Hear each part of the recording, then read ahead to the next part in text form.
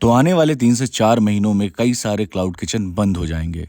जी हाँ, सही सुना आपने, क्लाउड किचन बंद हो जाएंगे और वो आप भी हो सकते हो। तो लास्ट वीडियो में मैंने बोला था कि यहाँ पे मोटिवेशन ले लो, आगे हम यूनिट इकोनॉमिक्स समझेंगे क्लाउड किचन की। तो देखो, क्लाउड किचन एक बिजनेस है जहाँ प्रॉफिट फूड से नहीं, प्रॉफिट नंबर से निकलता है। और यही वो सबसे बड़ा स्कैम है जो लोग शुरू में समझते नहीं है, और ज्यादातर यही स्कैम आपको बेचा भी जा रहा है। तो चलो सीधा यूनिट इकोनॉमिक्स समझते हैं। यूनिट इकोनॉमिक्स का मतलब एक प्लेट बेचकर कितना कमा रहे हो और कितना घाटा खा रहे हो, बाकी सब बाद में। तो स्टेप 1 में फूड कॉस्ट, जिसको कॉक्स बोलते हैं, वो समझते हैं हम। मान लो तुमको एक पिज्जा बनाने में 60 से 80 रुपए का रॉ मटेरियल लगता है और इसको हम बोलते हैं फूड कॉस्ट। वैसे आइडियल फूड कॉस्ट होता है 28% से 35% तक, और इसको हम सेलिंग प्राइस बोलते हैं। तो अगर फूड कॉस्ट आपका 50% से क्रॉस कर गया है तो मेरे दोस्त प्रॉफिट भूल जाओ, चाहे ऑर्डर डेली के 100 आ रहे हो या फिर 20। तो बंद होने का मेन रीजन ये भी है क्योंकि बहुत सारे क्लाउड किचन ये वाली गलती भी करते हैं, वो सामान ही बहुत महंगा लाते हैं। तो आपको ध्यान बस फूड टेस्टी बनाने में नहीं लगाना है, अपना प्रॉफिट निकालने में भी लगाना है।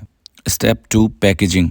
क्लाउड किचन का असली छुपा हुआ खर्चा जो होता है वो पैकेजिंग प्लेट का होता है। और कई लोग इसे ऐसा हिसाब लगाते हैं कि 2 रुपए का तो है, 3 रुपए का तो है, 6 रुपए का तो है, लेकिन वो कॉस्ट पड़ती है आपको 25 रुपए पर ऑर्डर। ये मैं मिनिमम बता रहा हूँ, और लोग इसको यही सब कह कह के इग्नोर कर देते हैं।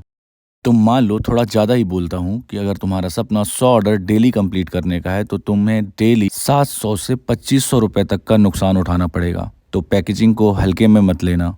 Step 3, delivery platform commission. Zomato, Swiggy 25% से 35% ले जाते हैं, ये तो सभी को पता है। कभी कभी offer plus ads plus discount मिला के 40% से ज्यादा चला जाता है ये। इसको अगर हम समझें तो अगर तुम्हें पिज्जा 200 में बेचा तो तुम्हें मिलता है 120 से 140 रुपए, और फूड कॉस्ट प्लस पैकेजिंग मिला के चलें तो 90 से 110 रुपए। सारे खर्चे मिला के नेट बचता है तुम्हारे पास 20 से 30 रुपए बस।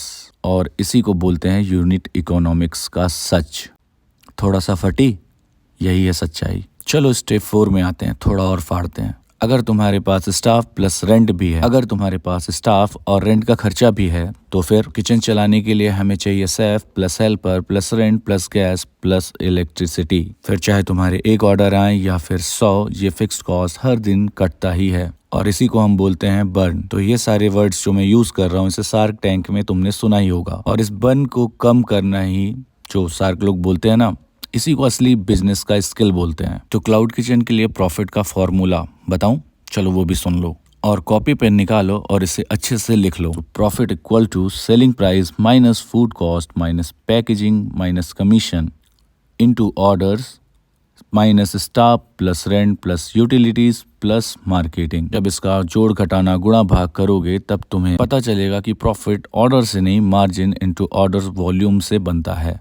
तो वहीं अगर तुम्हारा मार्जिन लो है तो वॉल्यूम हाई चाहिए, और अगर वॉल्यूम लो है तो मार्जिन हाई चाहिए, और इन दोनों में से दोनों डाउन है तो फिर तुम्हारा बिजनेस का शटर डाउन। तो पीआरसी का ओनली रियल रूल जो मैंने सीखा है, प्राइस वो रखो जिसमें discount plus commission plus packaging के बाद भी तुम्हारे पास स्टार्टिंग डेज में 25 से 40 रुपए बचे, और फिर उसके बाद 50 से 60 रुपए। और अगर ये नहीं कर पा रहे हो अभी भी, तो तुम्हारी रेसिपी नहीं बल्कि प्राइसिंग रॉन्ग है। तो मेरे भाई, क्लाउड किचन फूड बिजनेस नहीं, नंबर बिजनेस भी है, जिसमें इमोशंस भी चाहिए, लेकिन यही ज्यादा हो जाएगा तो तू लॉस में डूब जाएगा। तो अगर तू केएलसी, मतलब जिसे हम कैलकुलेटर बोलते हैं, उससे चलेगा तो ब्रांड बनेगा। बाकी अभी भी सारी चीजें तेरे हाथ में है। क्लाउड किचन 6 महीने के अंदर बंद करने वाला है या फिर रीस्टार्ट करने वाला है, चॉइस तेरी है।